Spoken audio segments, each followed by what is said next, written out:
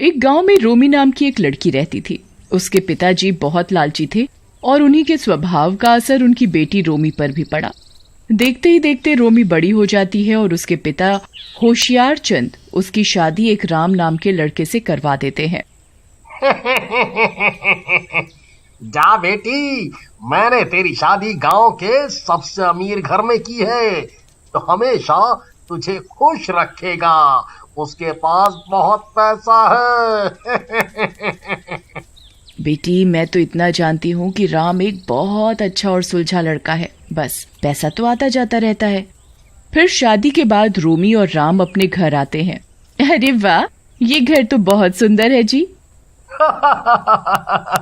रोमी, घर तो घर की लक्ष्मी से बनता है और मेरे घर की लक्ष्मी तुम हो। फिर कुछ दिनों बाद राम को खेतों में बहुत नुकसान हो जाता है और राम अमीर से गरीब हो जाता है।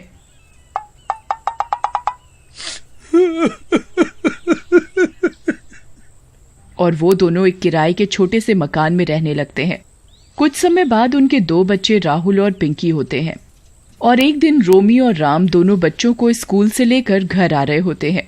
बच्चों, तुम घर जाओ, मैं अभी आती हूँ तुम्हारे पापा से बात करके। ठीक है माँ। क्या मामा करते रहते हो? मुझे मॉम ही बोला करो, अमीरों की तरह, समझे? कितनी बार तुम्हें समझाया है। चलो जाओ अब। क्या हुआ पत्नी जी, इतना गुस्सा क्यों करती हो? वारी किस्मत, ये क्या खेल दिखाया तूने? इस शादी से घर में तो मेरा दम घुटता है। पता नहीं कब पैसा आएगा हमारे पास। देखो ना जी, ना हमारे पास एसी है, ना बच्चों को अच्छे अंग्रेजी स्कूल में डालने के पैसे। अरे तुम परेशान क्यों होती हो? जरूरत का सब तो है हमारे पास।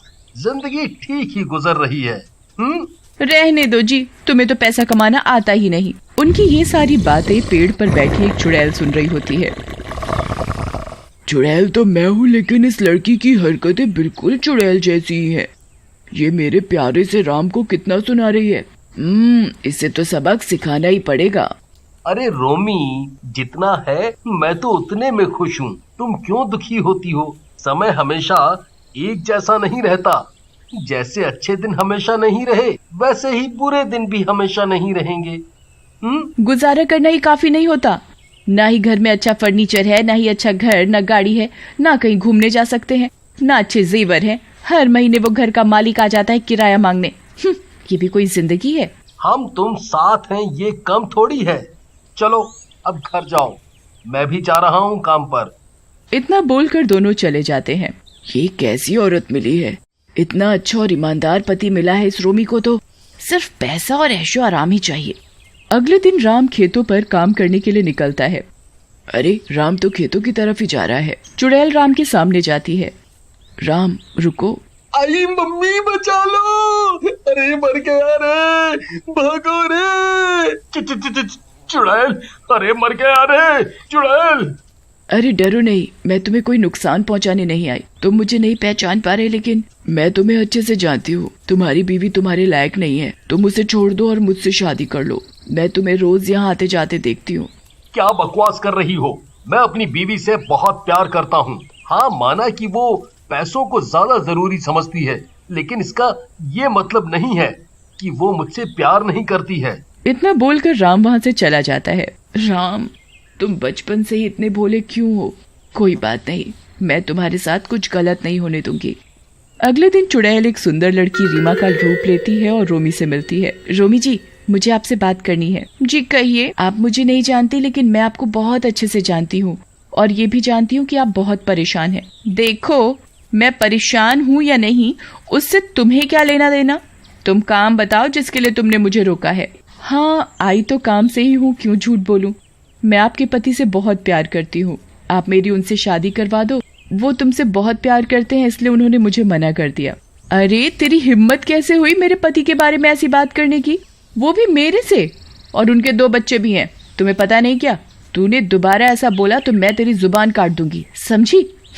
मना करने से पहले मेरी पूरी बात तो सुन लो। इसमें तुम्हारा भी फायदा है।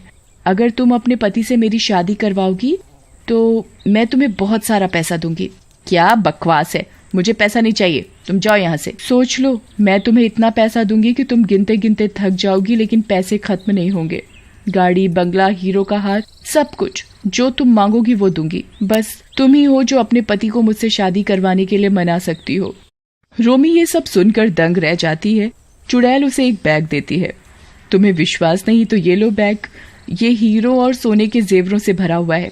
देख लो, तुम अपने बच्चों को और पति को एक अच्छी जिंदगी दे सकती हो। रोमी जैसे ही बैग को खोलती है उसकी आंखें फटी की फटी रह जाती हैं। वो बैग सच में हीरे और सोने के जेवरों से भरा होता है। दया रे दया, इतना सोना, हीरे तो मैंने अपनी जिंदगी में नहीं देखे। लेकिन ये नकली तो नहीं है। चुड़ैल उसे एक बैग और देती है। ठीक है, ये ले लो एक और बैग। रोमी उस बैग को भी ले लेती है और खोलती है तो वो पैसों से भरा होता है।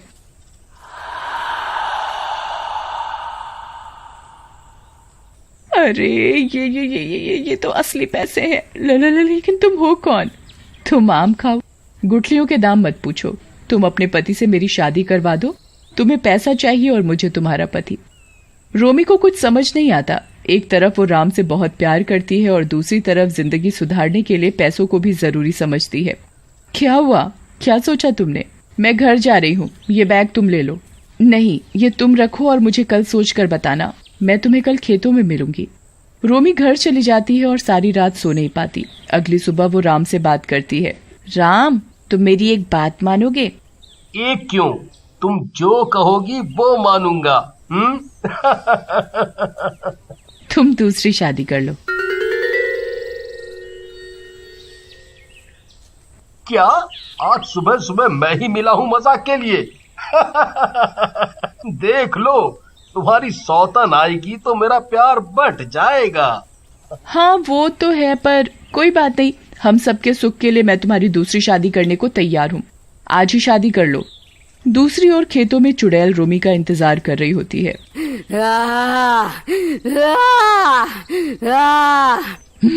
मुझे बहुत गुस्सा आ रहा है। पता नहीं ये रोमी कब आएगी। मैं ही इसके घर चली जाती हूँ। इस बार मैं राम को नहीं छोड़ने वाली। बचपन का प्यार है मेरा राम। पहले भी राम ने मुझसे शादी नहीं की और मैंने आत्महत्या कर ली, लेकिन क्या फायदा हुआ। आज भी मैं राम के लिए तड़प रही हूँ। अब राम मिलेगा मुझे तभी सुकून मिलेगा। चुड़ैल रीमा का रूप लेकर राम के घर जाती है। राम और रोमी शादी की बात कर रहे होते हैं। अरे रीमा, तुम यहाँ? चलो अच्छा है तुम ही आ गई। देखो जी, ये है रीमा। बहुत अच्छी लड़की है और बहुत पैसे भी दे रही है। हमारा जीवन सुधर जाएगा। आप इससे शादी कर लो। अब समझा, तुम्हारा दिमाग खराब तो नहीं है। मैं कभी दूसरी शादी नहीं करूंगा। मेरे लिए परिवार जरूरी है, पैसा नहीं। मुझे अब तक लग रहा था कि तुम मजाक कर रही हो। नहीं, मैं मजाक नहीं कर रही जी। इतने में होशियार चंद और रोमी की माँ भी आ जाते हैं। अरे वाह, इतना पैसा लाई है तो दामाद जी शादी कर लो। दोनों बहनों की तरह रहेंगी साथ में। ये क्या कह रहे हैं जी आप? पैसा सब नहीं होता। सबके मना करने पर भी रोमी जिद पर अड़ी रहती है और जहर पीने लगती है। देखो जी, अगर आपने इससे अभी शादी नहीं की तो मैं ये जहर पी जाऊंगी। अरे रोमी नहीं, ये क्या कह रही हो? तुम बहुत पछताओगी मेरी दूसरी शादी करवा के। अरे लड़की, तूने मेरी बीवी को ये क्या लालच दे दिया है? तुझे कल मना किया था ना शादी के लिए, फिर क्यों आ गई यहाँ? रीमा से कुछ मत कहो, ये मेरा फैसला है। आप हाँ कहते हो या मैं जहर पी जाऊं? रोमी की जिद के आगे राम की एक नहीं चलती और रोमी राम और चुड़ैल की शादी करवा देती है। शादी के बाद चुड़ैल उन्हें एक बहुत बड़ा और आलीशान घर देती है और गाड़ी भी। देखा राम जी, हमारे तो दिन ही बदल गए। ये इतना बड़ा स्विमिंग पूल देखो जी। और ये मेरी बनारसी चमचमाती साड़ी देखो। और ये जेवर। रोमी सब पाकर बहुत खुश होती है, लेकिन इस बात से अनजान होती है कि उसने अपने पति की शादी एक चुड़ैल से करवा दी है। रीमा शादी के बाद अपने कमरे में जाती है और अपने चुड़ैल रूप में आ जाती है। कमरा फूलों से सजा होता है।